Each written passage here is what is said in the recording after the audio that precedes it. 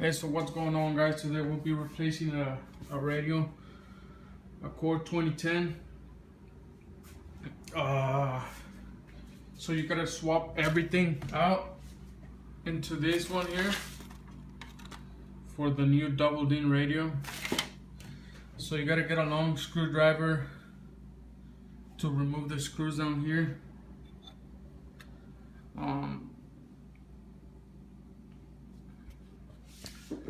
As you can see, they're down here.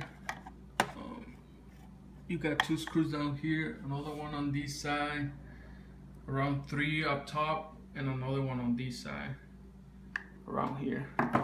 So you gotta remove this and swap it to the new one. This is a new radio. It might not be a perfect fit because this screen, the front face is a little, it's a little bigger than the opening. So we'll see how it fits. Hopefully we can make it fit. So yeah, just by removing your radio and then swapping everything out. This clip's going on this on the other one too. Gotta remove all these clips. And yeah.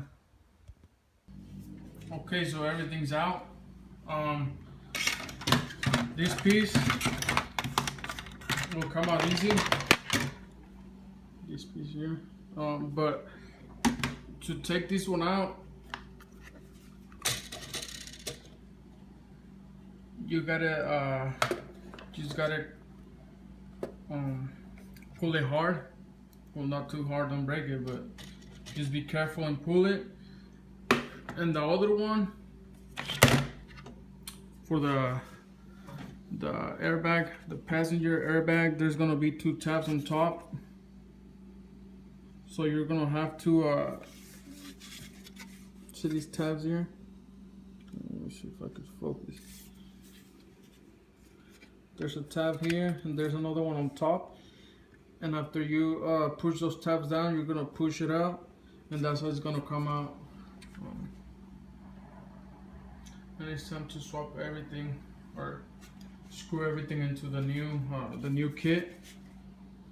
And this one's nice. This kit is nice because it comes with you could either do it with this kind of climate control, so the one that has the knobs. Because there's another kit that is just for this or for the knobs, and that one's a little more pricey. It's about 60 bucks.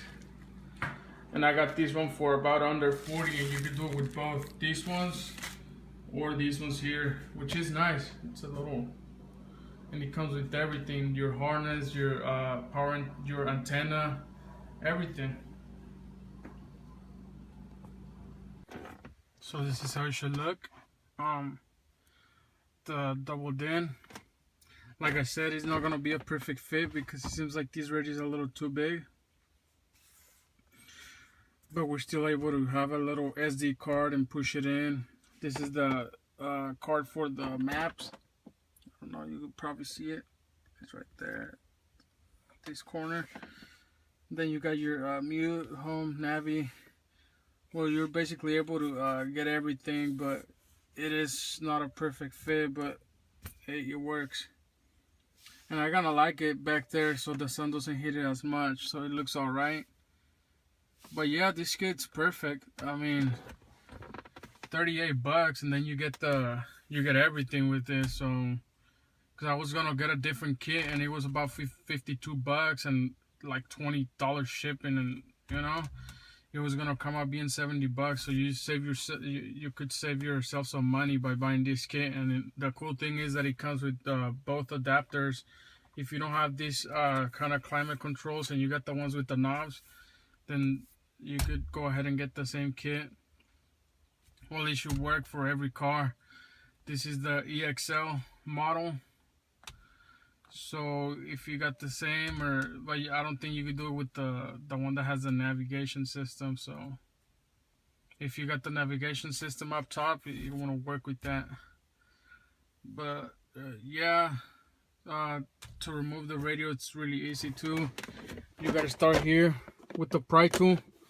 You just grab everything, and it should come right off. Mine came right off like right away.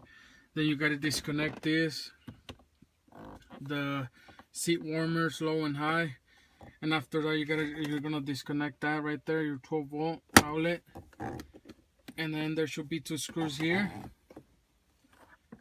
another 2 screws up top, and another 2 screws under the radio. I think they're all inch millimeters. That's what I use. And the radio should come off, but you gotta just make sure you just disconnect the battery before you do it. So there's because you gotta disconnect the passenger airbag light. So just make sure you disconnect your negative terminal, and you also gotta remove this. It should come off. If you open this, it comes off right. It comes right out, and there should be another 2 screws here. One right there, one right there, and yeah, that's about it. So if you have any questions, just comment.